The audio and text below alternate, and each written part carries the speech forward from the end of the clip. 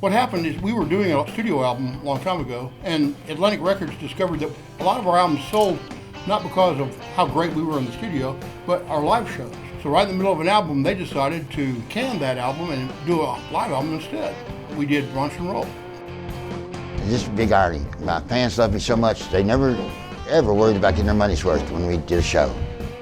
You know, one thing about a live album, a lot of people say, well, I don't want to buy the live album because I've already got all those songs, you know?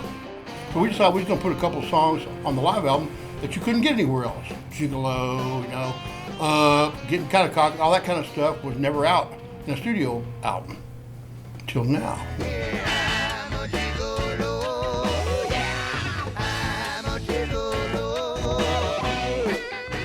Tom Dowd's widow discovered these lost tapes. And Black Oak, we had quite a collection. We got a hold of a bunch of these tapes and started listening to them and came up with the idea of doing an album with all those old things from the 1970s with all the old guys, and then some new stuff right now with all the old guys, and some new stuff now with all the new guys. The music, it actually was pure. The good stuff we did, the mistakes we did, it was pure. This was the one project I said, wow, man, I think I will get involved in this.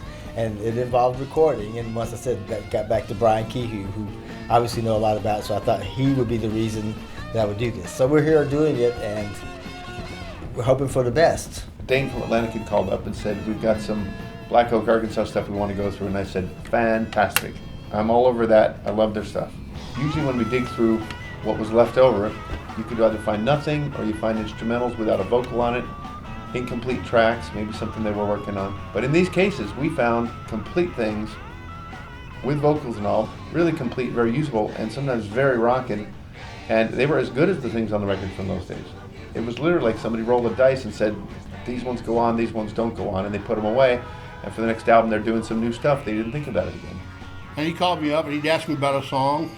You know, hey, what's the song Snake? I went, Snake? I don't remember the song Snake, you know. And so he said, okay, I'm sending it to you. And then as soon as I heard the first B7, I went, there's that 12 string. I went, oh, I know the whole damn song now. Snake found a snake hole, the first one he'd ever had. It would have been nice in paradise, yeah, but the first one turned out bad. So the tracks we found, I'm very happy to say, are as good as almost anything in some cases they put out. It ended up being a whole bunch of songs that we had done a long time ago. Good songs, even Satisfaction, Rolling Stone.